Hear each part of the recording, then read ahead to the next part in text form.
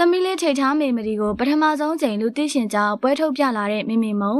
တရုတ်ဆောင်မုံကတော့ချစ်စရာကောင်းလို့နဲ့သမီးလေးထိတ်ထားမေမဒီနဲ့အတူပွဲတက်လာပြီးပရိသတ်တွေကိုအံ့အားသင့်စေခဲ့ပါတယ်။သမီးလေးကြောင့်အရာရာပြောင်းလဲသွားခဲ့တယ်။အရင်ကမုံမဟုတ်တော့ဘူးလို့ရင်ဖွင့်လာတဲ့သူမဟာမိခင်ဘွားရဲ့တာဝန်သိစိတ်တွေနဲ့အတူပုံမရင်းချက်တည်နေလာတာကိုတွေ့ရပါတယ်။မင်္ဂလာဆောင်စဉ်ကအကြောင်းမျိုးမျိုးကြောင့်သမီးလေးကိုပွဲမထုတ်နိုင်ခဲ့ပေမဲ့အခုခါမှာတော့ပရိသတ်ရှေ့ကိုတရားဝင်ခေါ်ဆောင်လာခဲ့ပြီးဖြစ်ပါတယ်။လက်ရှိမှာသမီးလေးက8လအရွယ်ရှိနေပြီဖြစ်ပြီးတော့မုံတို့ဇနီးမောင်နဲ့တရားဝင်လက်မှတ်ရေးထိုးတာက2လခန့်သာရှိသေးတာကြောင့်ပရိသတ်အချို့ကြားမှာဝေဖန်မှုလေးတွေရှိခဲ့ပါတယ်။ဒါမဲ့မုံကတော့ဒါကိုလျှို့ဝှက်မထားပဲပွန့်ပွန့်လင်းလင်းချပြခဲ့တာကြောင့်သူမရဲ့ရိုးသားမှုကိုချီးကျူးနေကြသူတွေလည်းအများကြီးရှိပါတယ်။ခလင်းမွေးပြီးမှမင်္ဂလာဆောင်တာဟာခေတ်သစ်လူနေမှုစနစ်မှာထူးဆန်းတဲ့ကိစ္စမဟုတ်သလိုမိမိရဲ့ရှင်သွေးလေးကိုတန်ဖိုးထားပြီးပွဲထုတ်ရတဲ့သူမရဲ့တတိကိုလည်းအားပေးနေကြပါတယ်။ထူးခြားတာတစ်ခုကတော့မုံဟာဒီနေ့အတွင်းမှာမင်္ဂလာအခမ်းပွဲကိုခမ်းနားစွာကျင်းပဖို့ပြင်ဆင်နေတာပဲဖြစ်ပါတယ်။အဆိုပါမင်္ဂလာပွဲမှာ8လအရွယ်သမီးလေးထိတ်ထားမေမဒီကိုပန်းကျဲခိုင်းရင်